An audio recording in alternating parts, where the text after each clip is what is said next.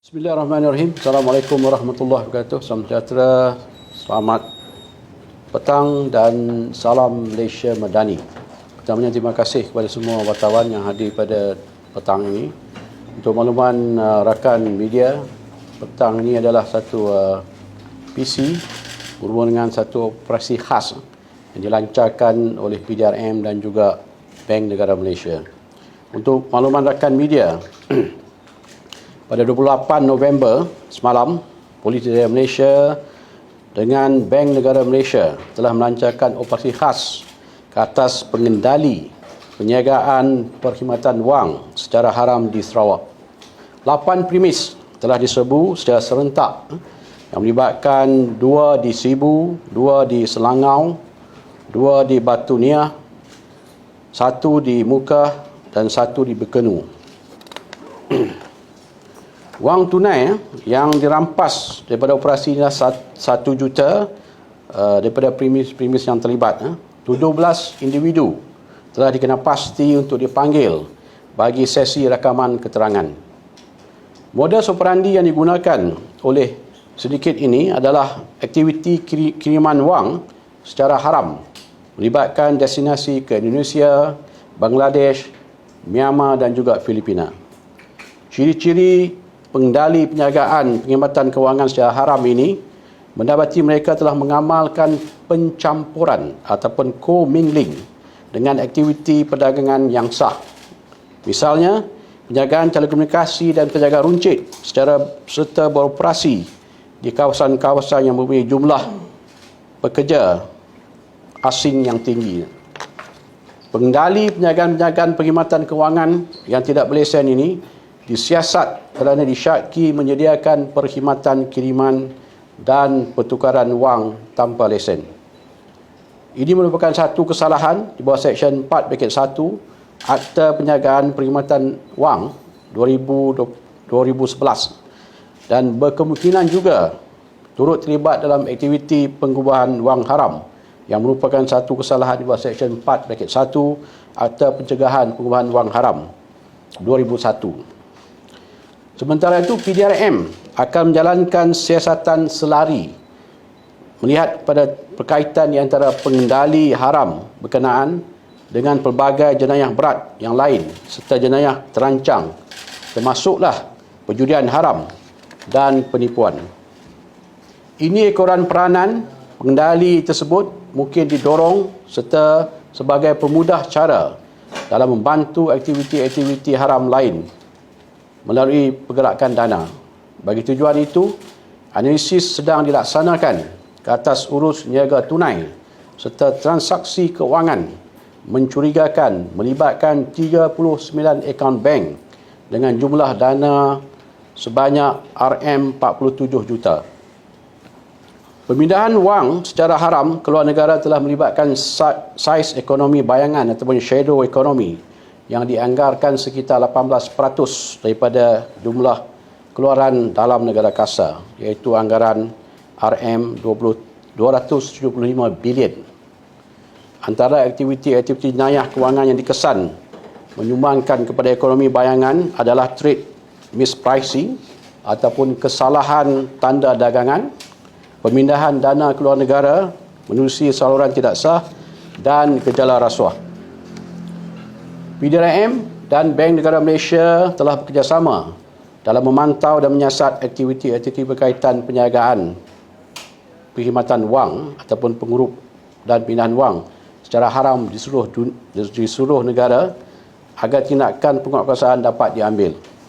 Pada tahun lepas dan tahun ini, Bank Negara Malaysia dengan kerjasama PDRM telah mengambil tindakan penguatkuasaan terhadap 18 pengendali penjagaan perkhidmatan wang haram di Kedah, di Pulau Pinang, Negeri Sembilan, Johor, Pahang dan juga Selangor. Operasi penguatkuasaan secara bersama dengan agensi penguatkuasaan ke atas aktiviti haram ini akan diperkasakan pada masa hadapan di seluruh negara. Tindakan ini adalah satu amaran kepada mana-mana pengendali penjagaan perkhidmatan kewangan secara haram yang lain untuk menghentikan sebarang operasi yang tidak berlesen. Orang awam dinasihatkan untuk tidak berurusan atau melaksanakan sebarang urus niaga, pertukaran mata wang ataupun kiriman wang dengan mana-mana pengendali, penjagaan, penghematan atau ejen yang tidak mempunyai lesen. Sebarang urus niaga yang dilaksanakan oleh mana-mana pihak dengan pengendali, penjagaan, penghematan wang secara haram atau tidak berlesen adalah dilakukan atas risiko sendiri dan menyumbang kepada ketirisan kutipan negara. Itu saja untuk makluman tuan-tuan, perempuan rakan media. Kalau ada sebarang soalan. Untuk saluran yang tidak sah boleh dilanjutkan lagi. Ini yang saya katakan tadi, ini kebanyakannya berlindung sebalik syarikat-syarikat telekomunikasi dan juga kedai-kedai runcit. Itu di hadapan. Tapi di belakang tu mereka membuat penghantaran wang secara haram. Ini yang saya katakan tadi, ketirisan. Gunakan bank ataupun menggunakan kaedah lain. Kaedah transaksi yang biasa lah, online ni. Online. Datuk Seri, yang 8 premis tu, kiranya semua tu kedai runcit ke atau Campur. Ada kedai runcit, ada kedai jual handphone. kiranya saling terkait ke all those 8 premises tu? Yang berbeza. Berbeza.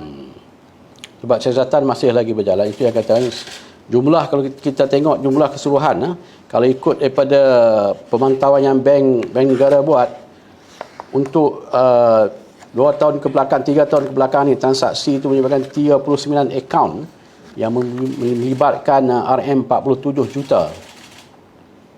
Transaksi yang mencurigakan.